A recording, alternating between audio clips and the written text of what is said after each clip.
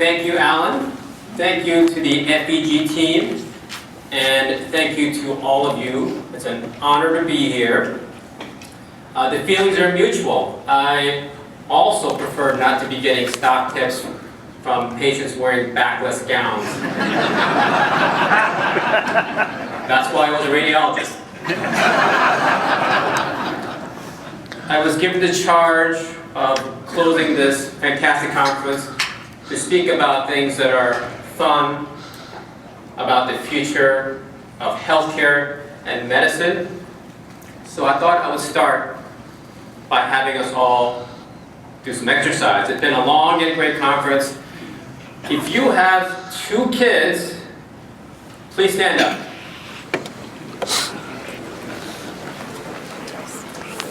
Please sit down. If you have 1 kid, please stand up. Many of you. If you have no kids, please stand up. It's amazing how many people have 2 or fewer children today. I'm going to be talking about that later. Now, I myself have 2 children. This is my older son, Jeremy. And this is him on a walk around my neighborhood. I've walked this walk hundreds of times, and each time I walk with him, he shows me something I've never seen before. Now, we all know children have the gift of being able to see things that somehow we can no longer see. What do I mean by this? We're going to do a quick eye exercise now. Malcolm Edwards is an ophthalmologist here in the audience who came up earlier. This is an eye test, but it's not a typical eye test. This is a really hard one. It's going to be a short sentence, and what you have to do is count the number of times the letter F appears in this sentence. You can only read the sentence once, front to back. After you're done, look at me. If you're taking too long, I know you're reading it more than once. Is everybody ready? Please count the number of F's in this sentence.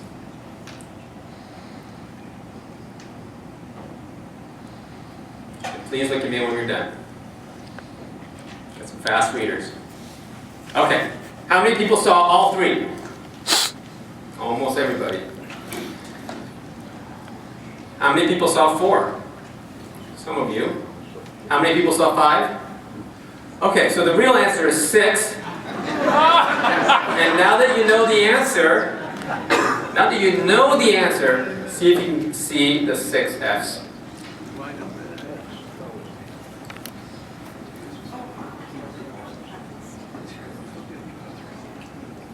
Lots of puzzlement. So 5 flies, of, thick, and of. 6 F's. This is called hiding in plain sight. This reveals to us just how difficult it is for us to see what's right in front of us. So every time I say, state the obvious, we're going to all realize just how difficult it is to state what's the obvious. This is one of the cardinal sins of an investor, is to not see the facts as they're in front of us. We often see this, where there might be a conference call, and then you see what Wall Street analysts write, like that's not what was said. The reason we see what we want to see, there's a neurologic basis for this. When I was in medical school, we were taught that the occipital lobe, which is the vision center, gets its nerve inputs from the eyes. What turns out, it not only gets it from the eyes, it also gets it from the brain, which means half the time what we're seeing is actually coming from our memory banks, not just from our eyes. Has this happened to you? This happens to me. I see old friends and I tell them, oh, you look the same. And I kind of mean it. They still kind of look the same. But how do we know our friends really look that good? I mean, maybe they look like this, and we can't see them anymore. what happens is when we are young, our minds work like cameras, and after a certain age, happens to be puberty, our minds turn into a projector. It's not just our vision, even our senses. The reason you can hear me right now is because you can't feel your clothes. Now you probably can. If I were to put burlap pants on all of you, you can probably feel every microfiber for about an hour and then you won't feel it again. Our body has a way of constantly shutting down the external world. We've all heard the phrase, people hear what they want to hear. It's not only our senses that we lose by puberty, we also lose all sorts of other things, like ability to learn languages, how to play the piano, how to ice skate. If you don't learn them during the first 12 years, you will never own it. You're faking it.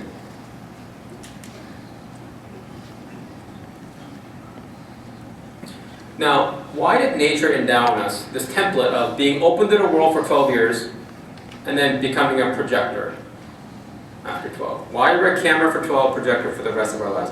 Well, in the old world, in the prehistoric era, average human lifespan was typically 20 years, and spending 12 years being a camera, being open to the world, learning the rules of engagement, and then spending your brief adulthood executing upon what you learned was pretty rational. But two things have happened in the modern world. Number one, we're living far longer than 20. We're living until 70, 80, 100. The second thing is, the world is constantly changing. So whatever we learned in the first 12 years, whatever world we deconstruct the first 12 years, no longer exists. The world is dynamic, it's changing. And this is an evolutionary dislocation. It's a maladaptation now, the fact that we lose the ability to be a camera after 12 years. This helps explain a whole host of social phenomena. What I just explained explains why teenagers act like they know it all. It's because they're supposed to know it all by 12. They're supposed to be adults at 13, reproduce, move on by 20. And yet, we know they know nothing, which is why we keep them under house arrest until they're 18. But they're not listening to us.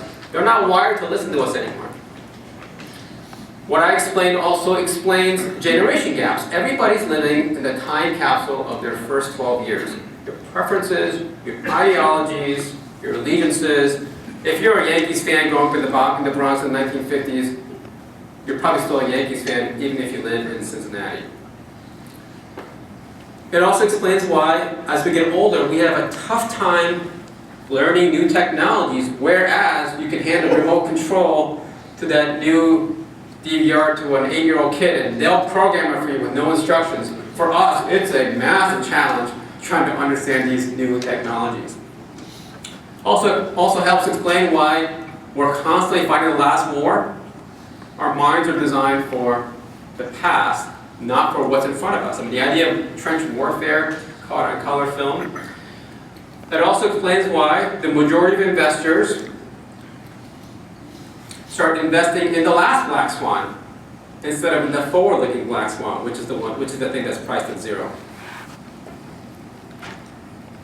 The biggest casualty of, I'm going to call this lost plasticity, the losing of the camera, is in fact science itself, our knowledge, our ability to solve problems, major scientific problems, major medical problems. It may be that the problems themselves are not hard, but we've lost the ability to see the problem. In fact, there is no clinical trial going on today to solve what I think is the most leverageable potential to change the world and change science, which is to enhance plasticity. I mean, we could spend $20 billion trying to fight cancer, but what if we spend $1 billion trying to solve this closed-mindedness after 12 years, and we start giving it to scientists? We start giving it to geopolitical leaders. Maybe all the problems will solve themselves. And yet there's no clinical trial going on for any compound to help us maintain or regain our plasticity after the first 12 years. In fact, I would argue the inability to see lost plasticity as a market opportunity is a symptom of lost plasticity. If kids were on our side of 12, they'd be asking, why wouldn't you develop a drug to learn how to speak Spanish when you're 70? Oops, so, I was going to say, what do you think is the culprit? What is the thing that makes us be non-listeners? What happens at age 12? Testosterone kicks in. Now, you women have all known this, that testosterone is the thing that makes us not listen. We also know that the way we developed intelligent men in the past was to create eunuchs, and that was the intelligent class. The reality is, you can do experiments like the songbird experiment. Songbirds have the ability to learn any song when they're young, as long as you migrate them to the new place at an early enough age. But if they migrate too late, they can sing everything they've been singing perfectly, but they can't learn any more songs. It's just like in the language. Well, as it turns out, if you artificially inject testosterone to a juvenile bird, they can't learn any new songs. So testosterone definitely impedes our ability to see what's in front of us. But women are not immune either. Estrogen does exactly the same thing. So the talk today, I would like for all of you to become a camera again. I'll be the projector, you be the camera. The lens is going to be evolution. And we're going to look at the future of healthcare and bring it into focus. I would like everyone to also think big, think really big. Think at least 10x. When my wife and I were celebrating our 10-year anniversary, I said something with really good intentions that I probably shouldn't have said, which was, I said to Kimberly, our lives have done a 10x in our first 10 years of marriage, our relationship. She didn't want kids initially. At that point, we had a 2-year-old. We actually moved to California and started a new branch of our family out there. I mean, it was just amazing how much our lives transformed. So I said, let's go do a 10x again the next 10 years. She was chewing her salad, thinking about this for a while. And she says, okay, that's fine, but I'm still not getting a minivan. What she was perceiving, of course, was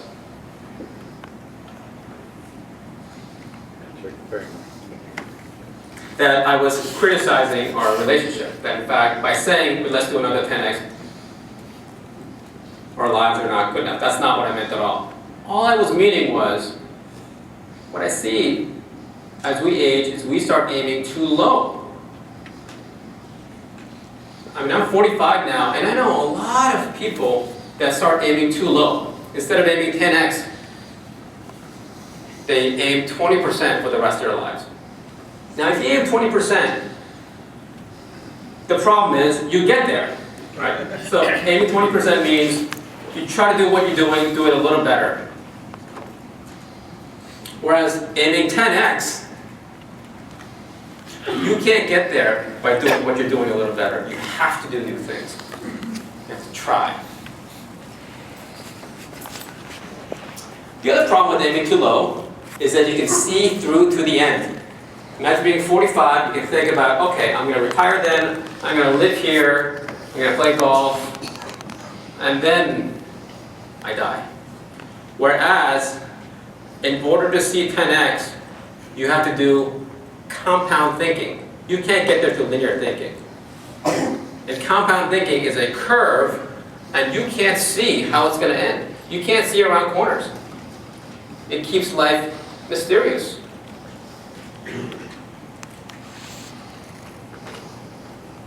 Now, in investing, I would encourage all of you to aim 10x. again, if you aim 20%, the biggest problem is that you get there. If you aim 10x and it doesn't work out, you still might end up 5x. We started investing in healthcare in 1998, and in 10 years, on a gross basis, we were compounding 30% a year. We got to 10x. How do you know if somebody's aiming too low? There's a telltale sign. They ask, I like it, but I want to get a 10% better entry price. I want to get in when the stock is 10% lower. That's their way of letting you know that their expected return is too low. If you're aiming 20%, that 10% difference in entry price is half your gain. Whereas, if you're aiming 10x, that 10% lower price, round the error.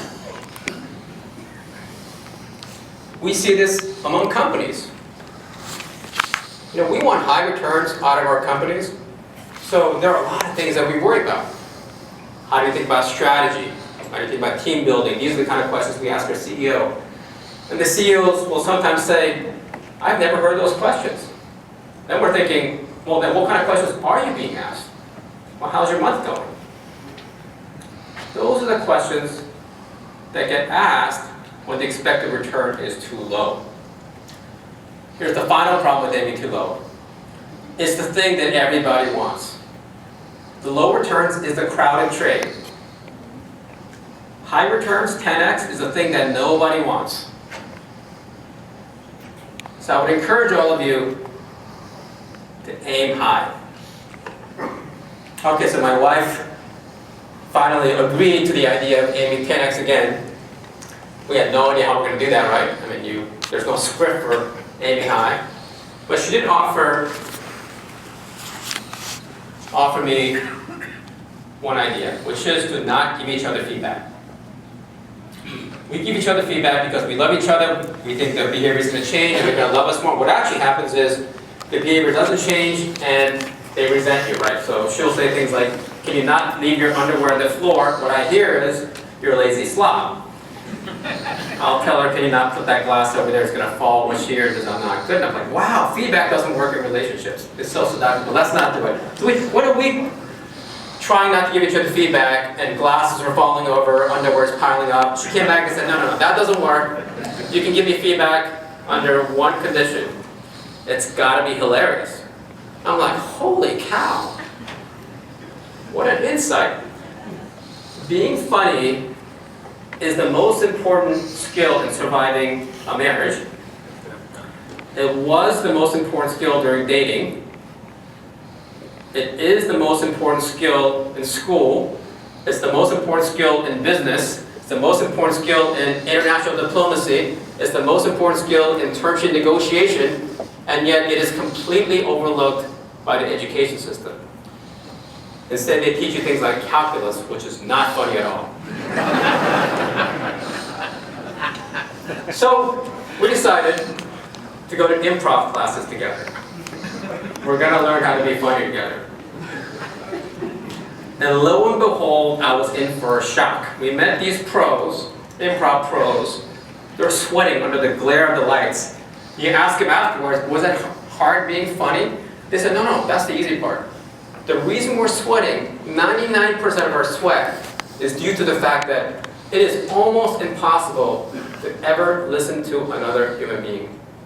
The vast majority of the time, we're thinking about something else, thinking about our repartee, daydreaming. And in improv, if you don't listen, remember the stories are built sequentially, if you don't listen, you get exposed immediately as a non-listener. So what happened to me was, I could hear everybody else doing improv, but after being married to my wife for 10 years, I could see her lips moving, but I couldn't hear what she was saying. And doing improv made me realize I wasn't listening to her, and it completely transformed our relationship. So that got us 3x right there. So we're 1/3 of the way to getting our 10x. So,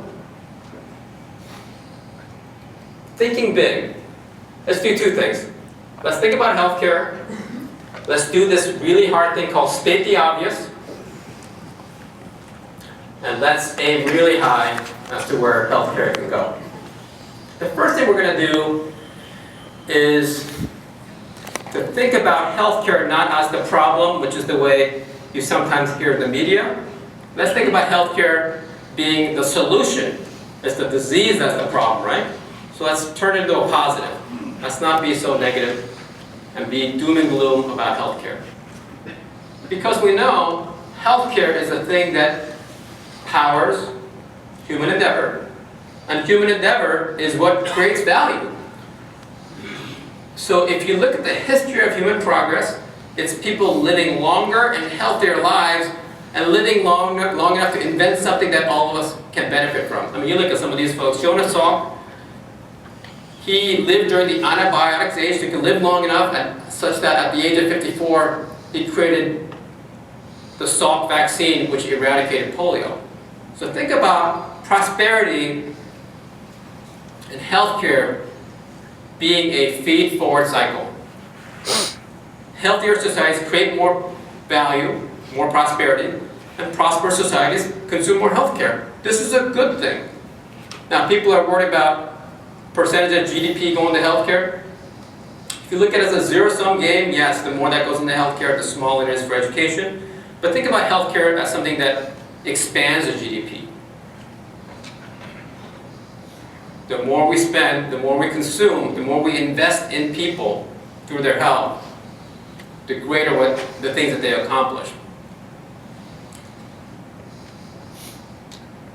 One thing I was going to say about pension funds, all of this, of course, is not music to the ears of pension funds, because the fact that the healthcare industry is making people live longer increases their liabilities. I mean, they need 8.5% returns based on old calculations of lifespan, but what our industry is doing, including our portfolio companies, is making people live longer. So I would submit to pension funds, both public and private, to consider investing in healthcare as a way to get a natural hedge. You generate the returns you need to meet the liabilities created by good healthcare.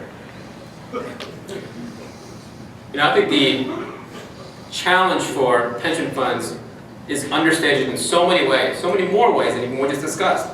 Not only are people living longer and longer, but as we saw earlier through our stand-up exercise, people are having fewer and fewer kids. At the moment, 100% of first world countries, the fertility rate is under 1. Now, we've all been weaned on Malthusian theories about population expansion, scarcity, resource competition. But if you state the obvious, more and more third world countries are graduating to first world, and 100% of first world countries, US, Canada, Korea, China, Japan, all of Europe, are depopulating. You can't see it because third world countries still increasing in population and sending immigrants over. But if you just connect those two dots, you start doing compound thinking, where do you end up? If you end up in a depopulating world, it's going to change everything we think about investing. What is that going to mean for real estate? You can't say they don't make any more dirt anymore because they're not making more people either. You can't say you got to hoard resources because there's more and more people.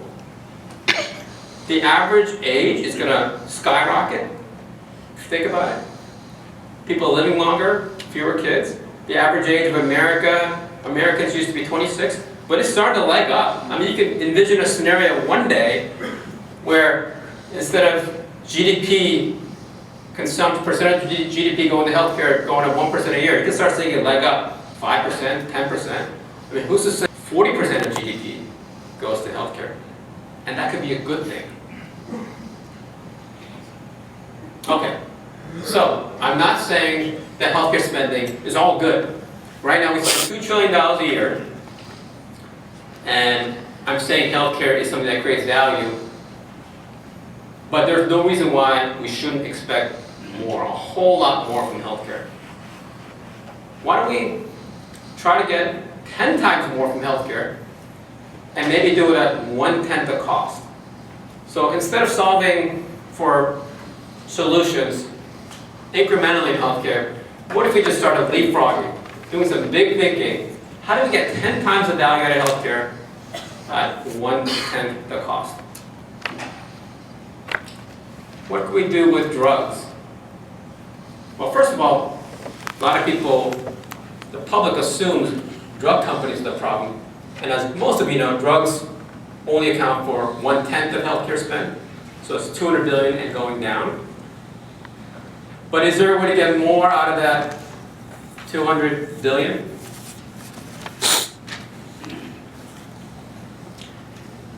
The challenge I see in drug therapy today is that even though the drug works, while you're on the drug, your body gets weaker. And you gotta escalate your dose to maintain the same effect. That's called compensation, it's called tachyphylaxis, addiction. Many of you have experienced this through caffeine, which is a drug. First dose is a great pick-me-up. If you drink it every day, your body actually gets more tired. So you gotta up your dose to maintain the same effect. I mean, if you're speaking in front of 500 people, you gotta take an extra dose, right? I have one of these right here. This is true with all pharmaceuticals. The more you take, the more you need. And if you go to a nursing home, these folks are on 25 minutes, maxed out on every dose, and the disease is still getting worse. The body keeps decompensating, going the other direction. It seems like an intractable problem. What's another way to address it? If you think about things like hypertension, we have so many drugs that lower our blood pressure, but while you're in the drug, your blood pressure keeps rising, and if you miss your dose, you experience something called rebound hypertension. You may have heard about it, or maybe even experienced it. How would nature treat hypertension instead of the way we do it? Well, in nature, we exercise. And when we exercise, we're raising our blood pressure, and your body lowers it. Wait a minute, this is the mirror image of medicine.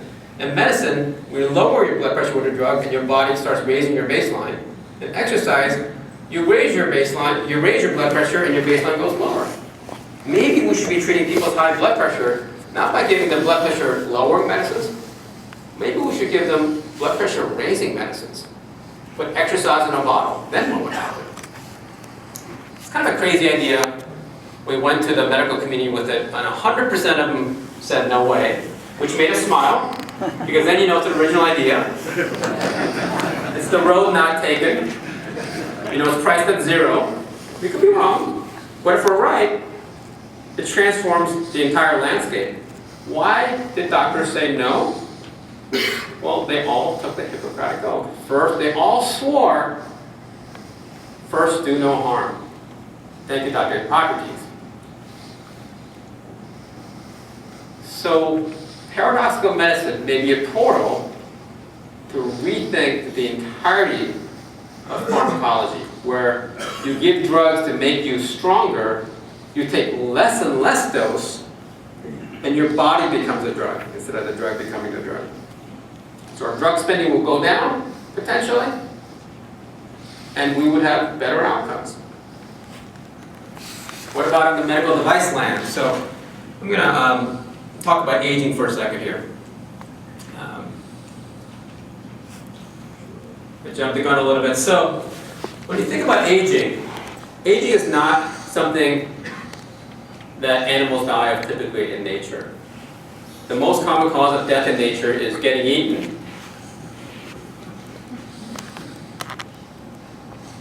In nature, nobody serves you meals. Every meal, you're either the prey or the predator. That's pretty much all that ever happens to you. So predatory pressure is the #1 driver of natural selection. And your body evolved a wonderful thing called the fight or flight system. Have you guys heard about it? The fight or flight system's job is to help you contend with that 3 minutes of terror in the wild. Because in 3 minutes of acute stress, you're either dead or you've made it. So the fight or flight system's job is the following. Make you more alert, raise your blood pressure, turn on your immune system, shut down digestion, that's a long-term project, shut down reproduction and digestion, those are long-term projects, flooding your body with sugars so you get resources around. That's what the fight or flight system does. Remember, none of our forefathers died before reproducing. None of them got eaten by a predator before reproducing. So this is really wired into our bodies, the fight or flight response. With a miracle of 4 billion years of Houdiniacs. That fight or flight system now, as we age, appear to be turned on all the time. The so-called disease of aging are nothing more than the fight or flight response turned on all the time. Being alert all the time is called insomnia. If you're over alert, it's called epilepsy. Your blood pressure being high all the time is called hypertension. Immune system being turned on all the time is called inflammation. Shutting down your digestion all the time is called constipation. Shutting down reproduction all the time is called infertility in women. In men we call it erectile dysfunction. Flooding your body with sugars all the time is called diabetes. So all of these so-called diseases of aging are actually one disease that just looks differently in different parts of the body. So what's happening is our fight or flight system that was shaped to deal with predators, we don't have predators anymore, are now turned on actively because they're getting deprogrammed as we age, which gives us the opportunity to reprogram them. So the future of medical devices, one of the things I would look for is the reprogramming of the autonomic nervous system, the fight or flight system, to treat all the diseases of aging.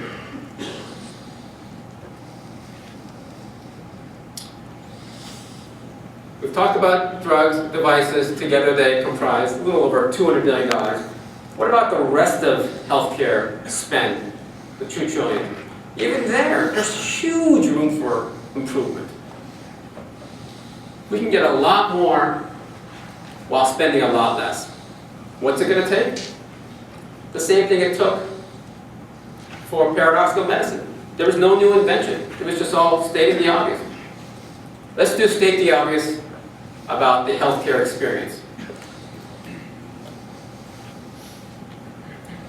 You go to the second floor cardiologist, they tell you to avoid bacon, eggs, and potatoes. Then you go downstairs to the cafeteria with your family members, and what do they serve you? Bacon, eggs, and potatoes. It has not moved one flight of stairs in 30 years. We've known about the germ theory for 100 years, and yet they build hospitals with doorknobs and elevator buttons. They use coins and cash registers in cafeterias. I mean, if you weren't sick to begin with, you're going to get sick at the hospital. When you go to a pediatrician in the wintertime, they tell you, just avoid things like museums or Gymboree where the sick kids are, because you're going to get sick. Then you walk out of the pediatrician's room into the waiting room, and what's there? Sick kids with books and toys that they all share. In other words, there are hundreds of millions, maybe billions, that are wasted by the system actually causing disease. It would take no money to fix all that. All it takes is stating the obvious. Just point out those F's. I happen to like this one. Disease knows no time of day. You get heart attacks and strokes all hours of the day. And yet, the way we staff ERs and hospitals is on a 9 to 5 schedule. We project our work schedules on disease instead of being a camera to what the disease is. So therefore, it's been demonstrated, if you go to the ER with a stroke or heart attack after hours or on a weekend, much higher mortality rates. I mean, think about, these are like trivial things you can do to like improve survival. This isn't magic. Just state the obvious. You know, if you've ever been admitted to a hospital or in an ICU, and they're checking on you constantly during 9 to 5, and they're barely checking on you on the weekend and evening. I mean, if you don't need to check on me all the time, please leave me alone during the week. And if I really need checking up on, please don't abandon me for like 4 hours at a stretch. Right? What I would love to see is a Steve Jobs of healthcare, somebody who can enter into an industry and just transform it through insight. And he actually brought technology to grandparents. And unfortunately, he's passed away. We're going to need a Steve Jobs for healthcare. And this is a reminder that people crave value. Imagine if healthcare could have kept them alive longer. What else could he have created for us? What other thing that could have expanded GDP would he have done? Healthcare creates value. Okay, let's think really big for the next few minutes. I'm calling this the grand bargain because I don't know what else to call it. This is Blaise Pascal, mathematician. Have you guys heard of Pascal's wager? It kind of looks like a McKinsey chart. God exists, God does not exist. He basically said, you can't prove or disprove the existence of God. So I'm just going to believe in God because if he does exist, I got eternal happiness. If I'm wrong, I've been too good for my life. If I assume there's no God and there's a God, it's eternal damnation. If I'm wrong, low cost. So I'm just going to assume there's a God because the payoff is so asymmetrical. So I'm going to posit to you something called Weismann's wager. Who is Weismann? August Weismann is the second most important evolutionary biologist ever, which is another way of saying you've never heard of him, because America, we only remember number one. August Weismann is the first one to posit that, wait a minute, maybe aging is a trait that gets selected by nature. He came up with this idea in the 1800s. It got obliterated by a group of scientists in the 1950s, led by a Nobel laureate named Peter Medawar. It's known as Medawar's argument. I'm going to leave those arguments to the videos and website I'm going to show you later. You can go read up on your own. Very cogent arguments on both sides. But it suffices to say, today, there's no mainstream scientist in America that believes that aging is a programmed trait. So, it's another thing that this is the road not taken. What if aging is programmed? Maybe we can program it out. Maybe we can reprogram it. There's no research going on in this area, so it's priced at zero. It may not be true, but what if it is true? There's all sorts of indirect evidence to think about this. The conventional wisdom of aging is that it just kind of happens. You know, so it's a linear process, exponential process. You start decaying after a certain age, irretrievably, and medicine is basically a game of whack-a-mole, trying to put out fires, and ultimately, after $2 trillion, it's a 100% failure rate. It's inefficient, it's inelegant, everybody dies. But if you actually look at nature, what happens? Have you seen salmon run in the Pacific Northwest? They're healthy, they go lay their young, and in the next 24 hours, their hormones start going backwards, and they all die. They happen to die downstream of their own young, they become part of the food chain that their kids consume. It's almost like they just recycle themselves into better versions of themselves. How many people here believe their kids are better versions of themselves? Most of you. That's what nature does. Maybe we make better versions of ourselves and then we get out of the way. Here's another indirect evidence. If you look at the per annual mortality rate of a human being, it's being 0 up here, this being 12, this being 30. This is the per annual mortality rate of a human. The main thing I want to point out to you is that it's a U-turn. Whenever you see U-turns in nature, it's programmed. Even after any external influence, all the animals have this shape. You become healthier and healthier, more and more robust. Your per annual mortality rate goes down. Picks up a little bit during teenagers because we do some things that are not smart, and then eventually, after 45, the per annual mortality rate starts picking up until it gets to be 100%. If you could live at the per annual mortality rate of a 12-year-old, you would live 7,000 years. If you could just maintain that state of robustness, and there's no reason why we can't. The fact that it's a U-turn should make us think this is a programmed process. So if you look at the grand sweep of life on Earth, here are the big innovations. There's been an infinite number of innovations, but here are the big ones. First was life itself.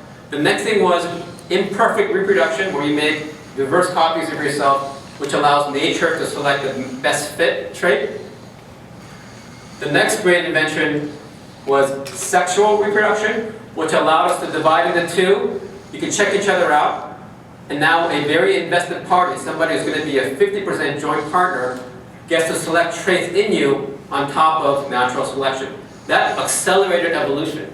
Just like reproduction accelerated evolution, the word is called evolvability. It's the derivative of evolution. It makes those species evolve much faster. Sexual reproduction allowed much faster evolution. I would posit that death was the next big innovation. In fact, the death genes of cells did not emerge for the first billion years of evolutionary history. It wasn't there. And all of a sudden, when cells started living in societies, the death gene emerged. It's called apoptosis, programmed cell death. It allows cells to die, and these are programmed deaths. These aren't deaths always happen by accident or by stress. Now we're talking about programmed aging and death of cells, and that allowed eukaryotes and multicellular organisms to evolve, which includes us. Here we are. And we've inherited a body where every cell in our body is programmed to die. I would argue death was so successful, the recycling of aging members into new ones was so successful that it so dramatically increased evolvability that it's everywhere, and those of us born into this world assume it's normal.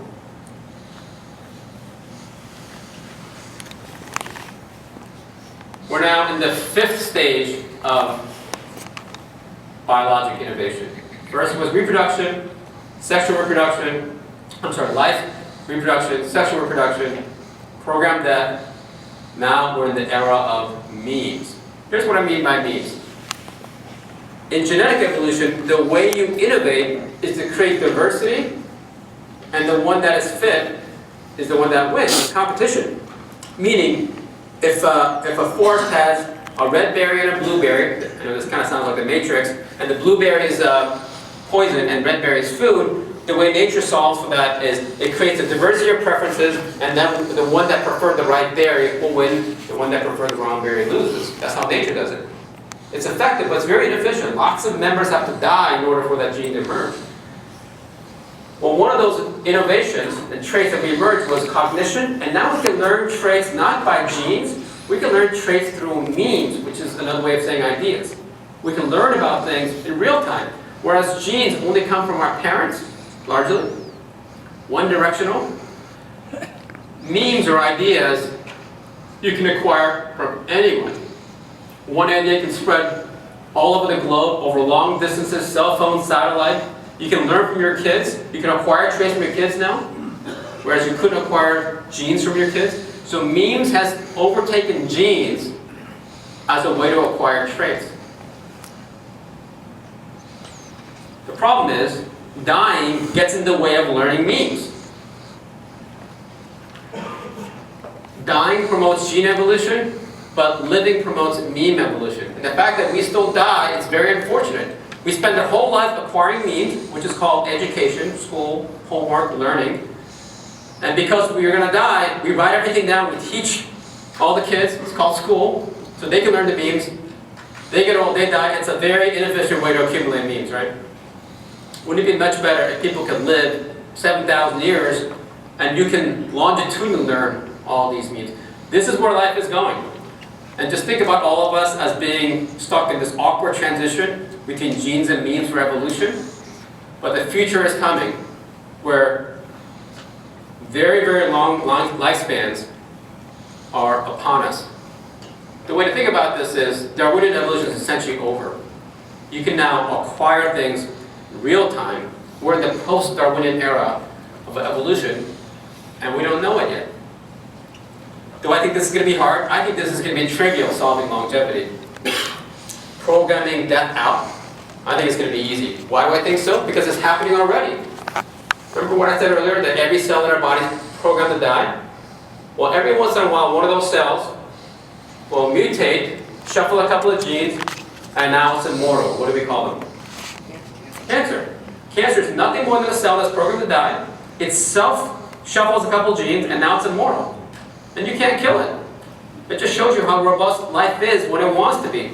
Furthermore, a smart cancer cell de-differentiates into a stem cell, which is another way of saying it goes from an old cell to a young cell. It goes and becomes a 12-year-old cell.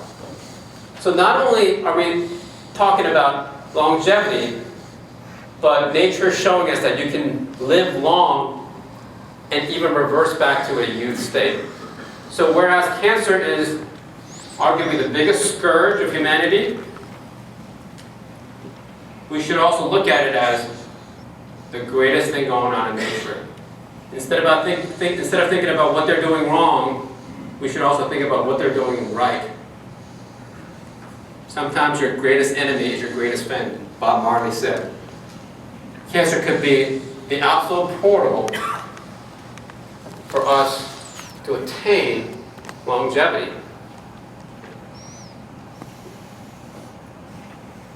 Where might you look for those switches, just like cancer found them? The switch is going to look like an Occam's razor, something that's simple, that looks like a diverse array of things. One of those things could be the unraveling of the fight or flight system, the autonomic nervous system. The way all of us experience this is the autonomic system's job, the fight or flight system's job, is to maintain homeostasis, get you back to the average state.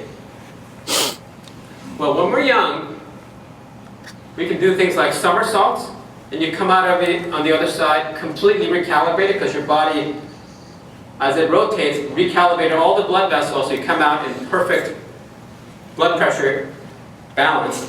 Whereas if you try to do that today, what happens? You get nauseous. In other words, what's happening is our homeostasis mechanism, our autonomic nervous system, is now unraveling.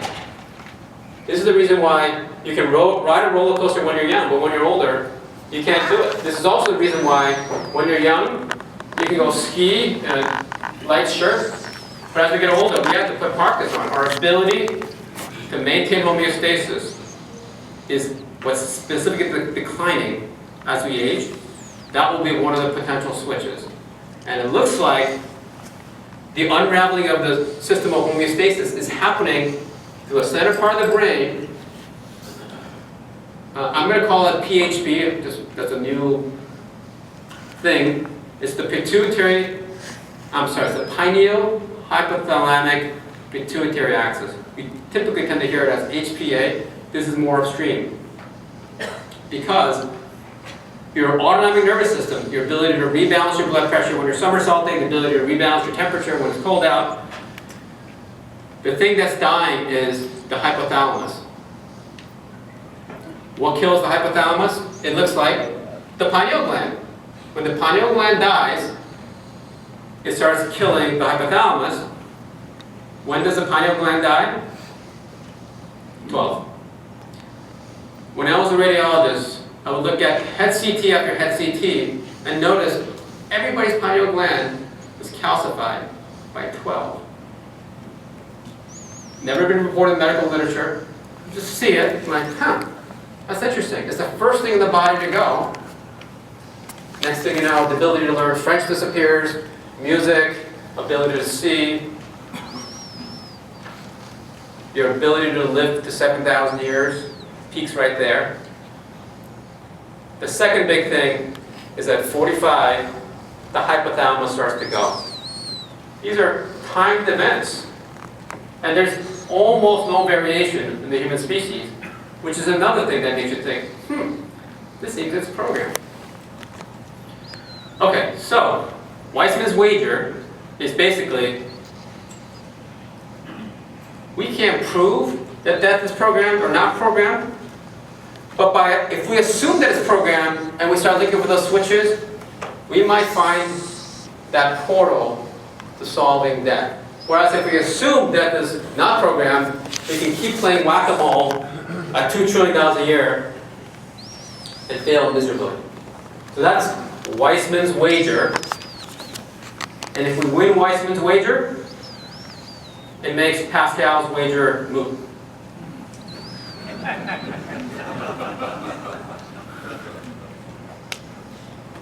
Okay, so what can you do while science is going to figure this out?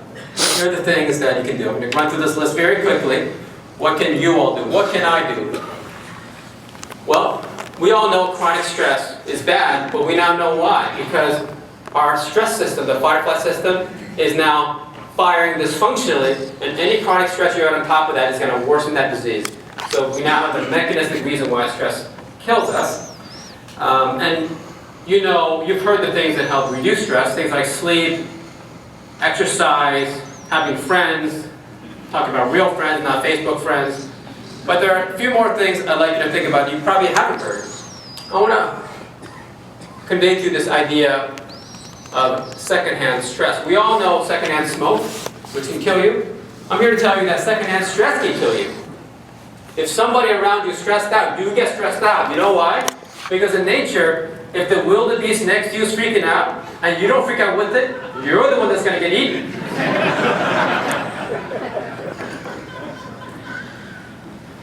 That was life-saving. The kind of stress we get from media and our co-workers and on highways, I mean, that's dysfunctional stress. That's going to kill us.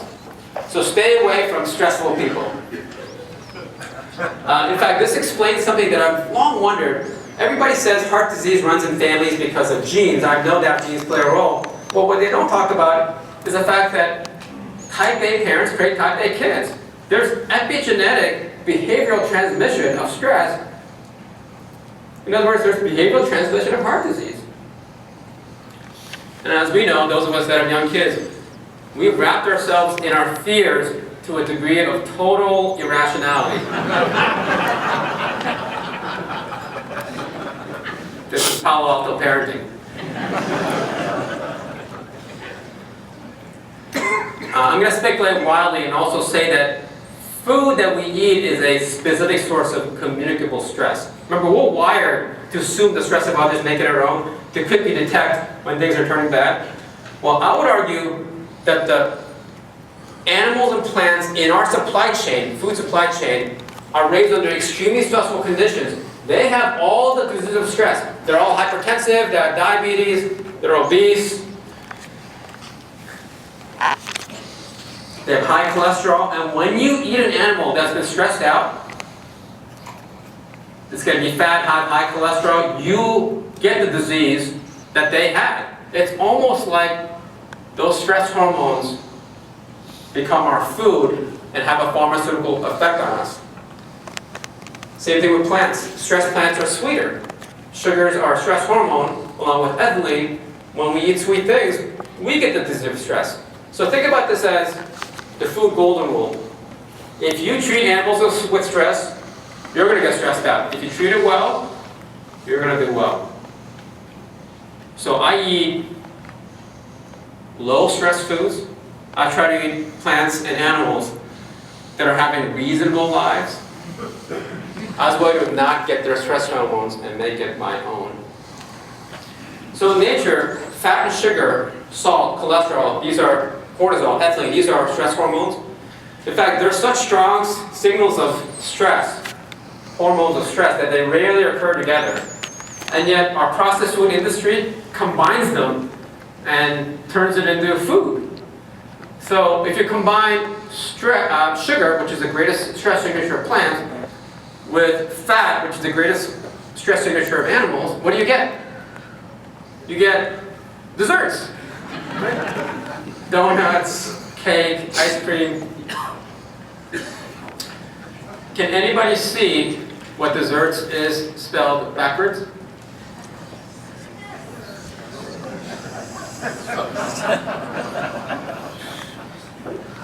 What a coincidence.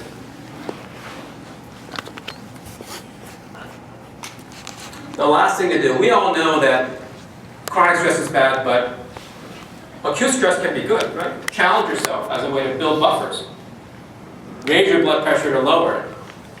Vaccines are a classic example. Make your body worse, make it better. One of the greatest inventions in medical history. It took 75 years for a medical profession to adopt that. Working out. When you stretch your muscles out, muscles get bigger. So the third thing you can do, First thing we said was avoid stressful people if you can. Second thing was eat low-stress food. Third is not exercise, well, exercise for sure, but challenge yourself, but not only in this direction. Obviously, working out makes you stronger. Acupuncture for pain, it relieves pain. What I would do is increase your dynamic range. What do I mean by this? So, in nature, when you get sunlight, it suppresses your melatonin, then at night your melatonin flares and helps you sleep. This is the reason why if you spend a day at the beach, you sleep really well that night. This is how we're supposed to live.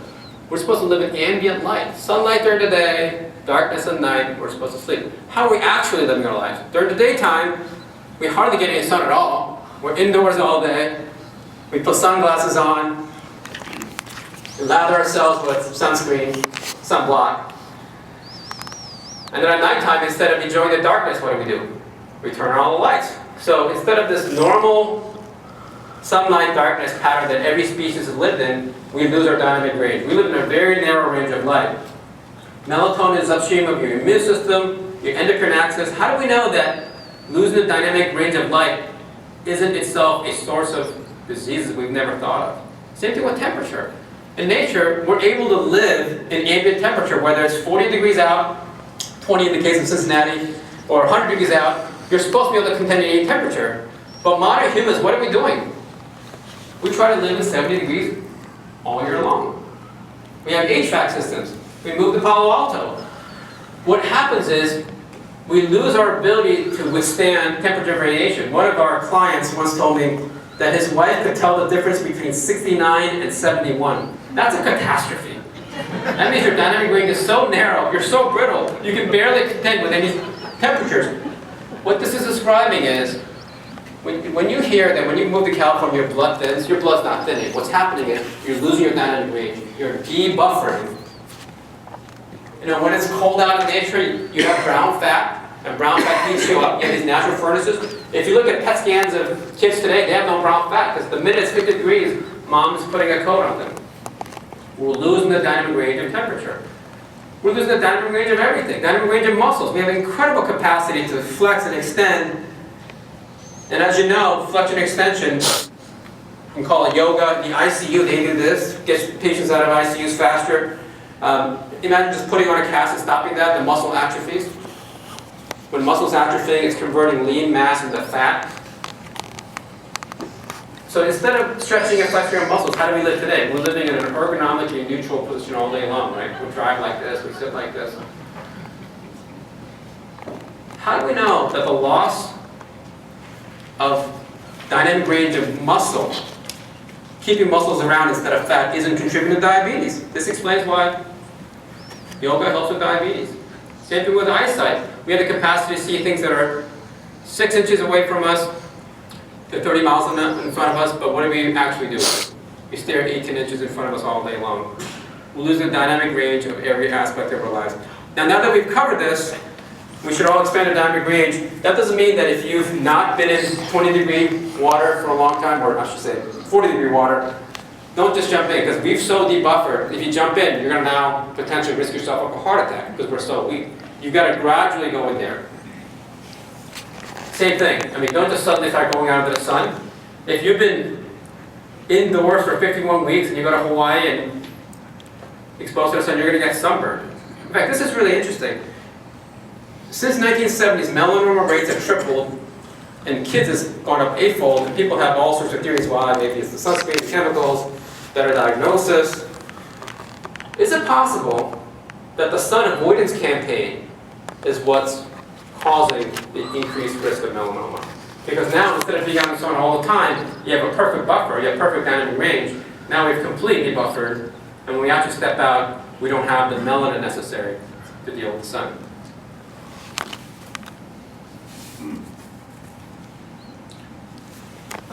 The fifth and last thing you can do is, of course, laughter as a way to reduce stress.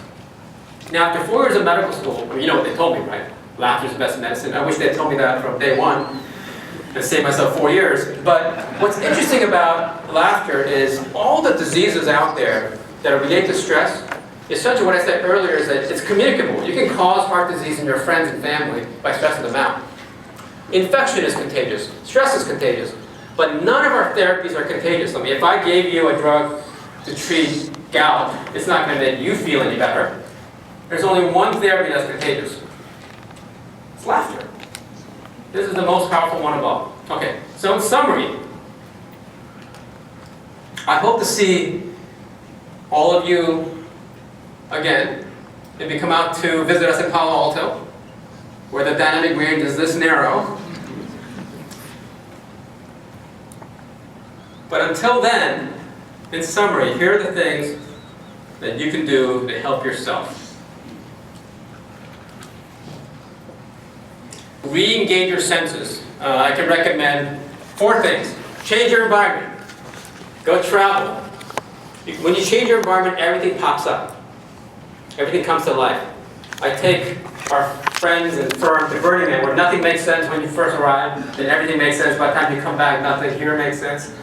This is the reason why traveling is so interesting. You know, if you scuba dive underwater at night, you can hear the ocean. You realize how loud it is. You've changed the environment. The second thing you can do is to change yourself. I mean, if you just walk around your own kitchen, like stooping down, everything will pop up. Third thing you can do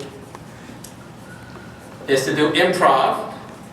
The fourth thing you can do in order to engage your senses is to be with people who have engaged senses. Spend more time with your children. Okay. On managing stress, there are the 4 things. Let's review. First thing, avoid stressful people.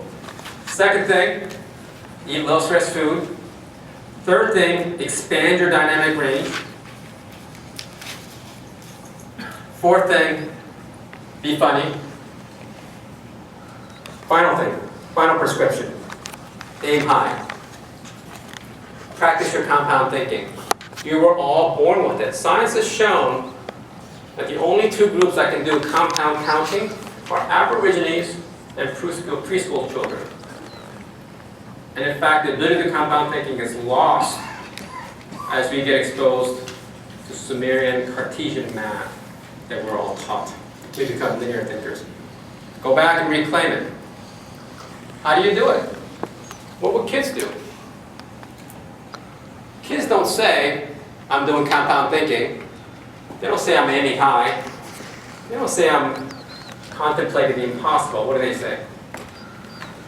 They say, I have a dream. Thank you. All right.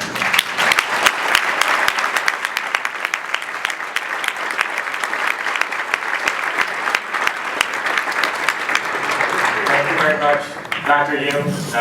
We don't have time for questions. We are finishing up, but I want to thank you for something also. Not telling us we cannot drink alcohol, because that's going to happen shortly. Also, the other best question was, can I get a video of this presentation to show to my spouse? And I think you have an answer. Because none of us need it, of course. All of this will be posted on a YouTube channel. Here is the address. In 1 week, next Friday. youtube.com/Dr. Jun Yoon. You can also email me if you want to be in a distribution list. And you're also welcome to text me questions. Thank you so much for your attention. Thank you.